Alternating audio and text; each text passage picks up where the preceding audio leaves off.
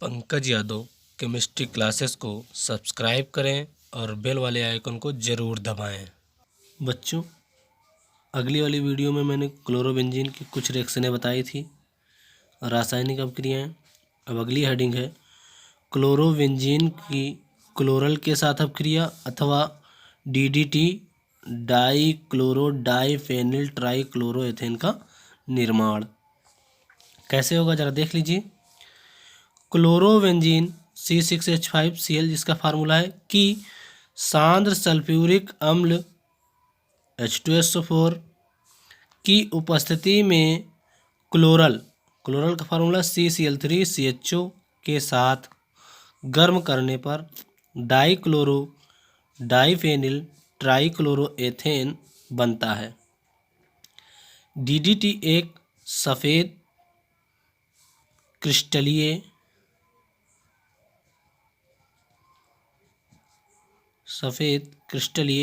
ठोस है ना।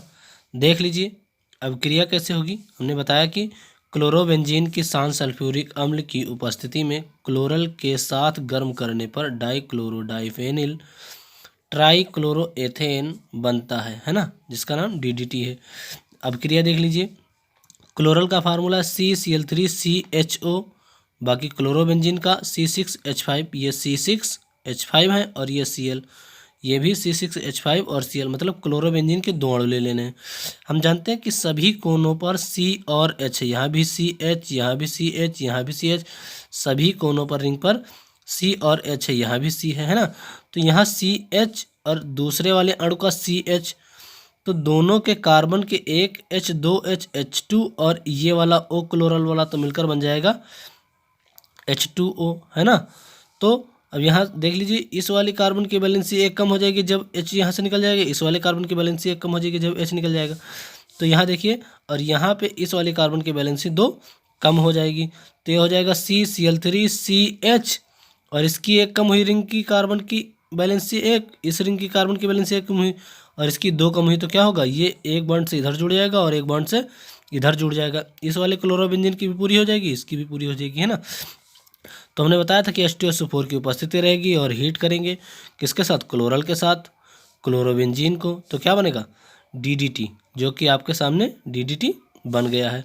क्लोरल का O और दोनों क्लोरोबेंजीन के अणु के एक एक H, दोनों मिलकर H2O बना लेंगे, बाकी DDT बन जाएगा, है ना। DDT का उपयोग कीटनाशक दवाओं के निर्माण में होता है। अगली हेडिंग देख लीजिए, वुड्स फिटिंग अभिक्रिया। क्लोरोबेंजीन की निर्जल ईथर की उपस्थिति में सोडियम धातु तथा मेथिल क्लोराइड का सूत्र है CHCl3 के साथ क्रिया कराने पर टॉलुइन का फार्मूला है C6H5CH3 बनती है। कहने का मतलब यह है, क्लोरोबेंजीन की निर्जल ईथर की उपस्थिति में सोडियम धातु तथा मेथिल क्लोराइड के साथ क्रिया कराने पर टॉलुइन बनती है। देख लीजिए कैसे बनेगी। ये आपका है क्लोरोबेंजीन C6H5Cl, सोडियम धातु हमेशा 2 अणु के साथ ली जाती है, सिंगल बहुत कम लिया जाता है, तो 2Na, और मेथिल क्लोराइड का फार्मूला CHCl3। निर्जल ईथर की उपस्थिति में एक ये क्रिया होगी, क्लोरोबेंजीन सोडियम धातु मेथिल क्लोराइड निर्जल ईथर की उपस्थिति में। देखिए, तो यहाँ का एक Cl यहाँ का, तो 2 Cl हो गए और 2 Na, तो 2 Na और 2 Cl मिलकर बना लेंगे 2 NaCl। क्या बना लेंगे, 2 NaCl। अब बेंजीन रिंग से जहाँ से Cl हटा है वहाँ पे क्या जुड़ जाएगा, ये जो CH3 बचा हुआ है, ये बेंजीन रिंग से जहाँ से Cl हटा है वहाँ पे जुड़ जाएगा, तो ये बन जाएगी टॉलुइन और सोडियम क्लोराइड के 2 अणु निकल जाएंगे। ऐसे होगी वुड्स फिटिंग अभिक्रिया। समझ गए। अगली देख लीजिए। अगली हेडिंग है बेंजीन रिंग की प्रतिस्थापन अभिक्रियाएं। बेंजीन रिंग की प्रतिस्थापन अभिक्रियाएं, जिसमें से पहली अभिक्रिया है नाइट्रीकरण, इसको इंग्लिश में नाइट्रेशन बोलते हैं। क्लोरोबेंजीन की सांद्र नाइट्रिक अम्ल और सांद्र सल्फ्यूरिक अम्ल के मिश्रण के साथ क्रिया कराने पर आर्थो को स्मॉल ओ से और पैरा को स्मॉल पी से क्लोरो नाइट्रोबेंजीन का मिश्रण प्राप्त होता है। कहने का मतलब क्लोरोबेंजीन की सांद्र नाइट्रिक अम्ल और सांद्र सल्फ्यूरिक अम्ल के मिश्रण के साथ क्रिया कराने पर आर्थो और पैरा क्लोरोनाइट्रोबेंजीन का मिश्रण प्राप्त होता है। मिश्रण का मतलब एक ही में समझो, है ना। अब क्रिया देख लीजिए, यह हो गया क्लोरोबेंजीन, है ना, और नाइट्रिक अम्ल का सूत्र है HNO3। इसको हम कैसे लिख सकते हैं, HONO2, NO2 समूह, है ना, H2SO4 की उपस्थिति में होगा। तो ये दोनों तरह से हम अथवा करके कर सकते हैं, जैसे आर्थो पे जुड़ेगा अथवा पैरा पे जुड़ेगा, है ना, लेकिन दोनों पे जुड़ सकता है। अगर हम ये प्लस ना लगाएं तब भी कोई दिक्कत नहीं है। तो रिएक्शन अगर ये बैलेंस यहाँ इधर दो रिंग आपको नजर आ रहे हैं, इधर एक है, अनबैलेंस है, तब भी कोई दिक्कत नहीं, क्योंकि एक ही उत्पाद ज़्यादातर बनेगा, या तो आर्थो बनेगा या तो पैरा बनेगा। लेकिन 70% चांस किसके रहते हैं, आर्थो के बजाय पैरा के।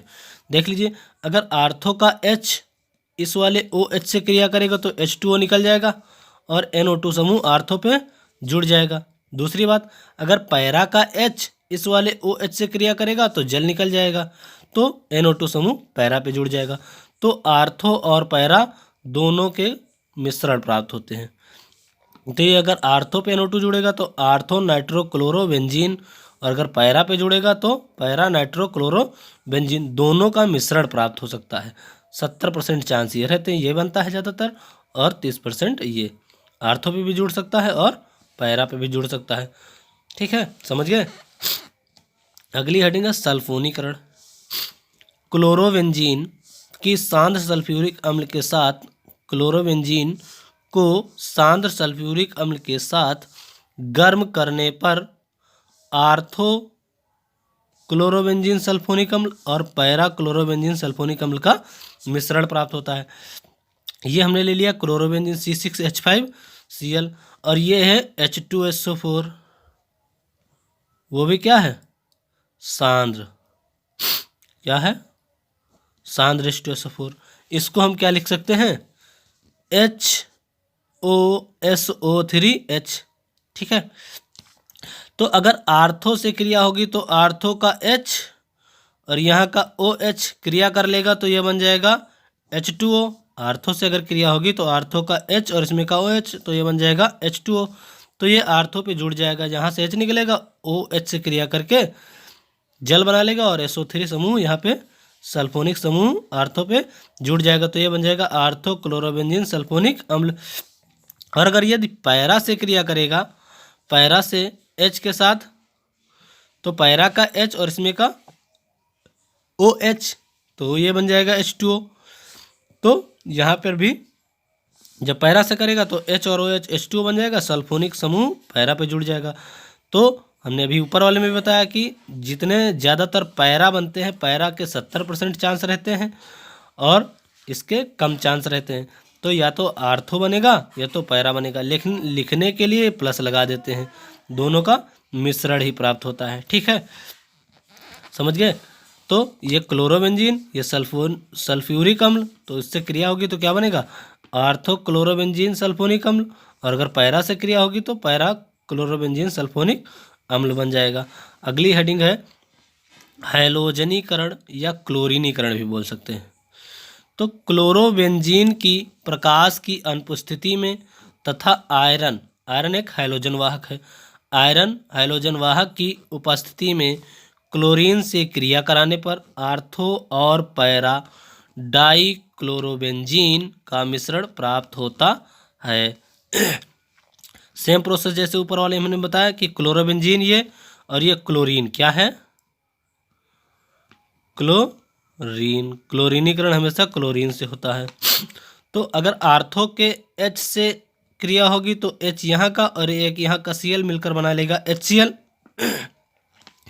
तो जब H यहाँ से निकल जाएगा, H और Cl मिलकर HCl निकल जाएगा, तो एक Cl यहाँ पे जुड़ जाएगा, तो ये आर्थो बन सकता है, आर्थो डाई क्लोरोबेंजीन बन जाएगा, है ना। लेकिन जब क्लोरोबेंजीन के पैरा वाले अणु से क्रिया होगी तो यहाँ का एक H और यहाँ के Cl से क्रिया होगी, तो यहाँ हो जाएगा Cl यहाँ पे जुड़ जाएगा, जब HCl यहाँ निकलेगा, आर्थो को होगी थी। अब पैरा पे देखिए, पैरा का H, यहाँ का HCl, तो HCl यह बन जाएगा। तो यहाँ पैरा पे Cl जुड़ जाएगा, तो यह हो जाएगा पैरा डाइक्लोरोबेंजीन। तो अगर आर्थो से क्रिया होगी तो आर्थो डाइक्लोरोबेंजीन, पैरा से क्रिया होगी तो पैरा डाइक्लोरोबेंजीन। लेकिन ज़्यादातर क्या होता है, दोनों का मिश्रण ही प्राप्त होता है, आर्थो और पैरा डाइक्लोरोबेंजीन का मिश्रण प्राप्त होता है। अब आप कहेंगे कि यहाँ जीन रिएक्शन हमने कराई, दोनों में इधर डबल बेंजीनिंग है, यहाँ सिंगल बेंजीनिंग है, लेकिन ये सही है, गलत नहीं है। क्यों? क्योंकि अथवा करके या तो आर्थो बनेगा या तो पैरा बनेगा। तो 70% चांस रहते हैं इसके और 30% चांस रहते हैं इसके, तो दोनों का मिश्रण ही प्राप्त होता है। रिएक्शन बैलेंस नहीं है फिर भी गलत नहीं है, ठीक है। तो अगर वीडियो पसंद आई हो तो लाइक करें। अब देख लिए क्लोरोबेंजीन के उपयोग भी देख लीजिए इसी के साथ। तो क्लोरोबेंजीन का उपयोग कीटनाशक DDT के निर्माण में होता है। नंबर 2, फिनाल और एनिलीन के निर्माण भी क्लोरोबेंजीन का उपयोग होता है।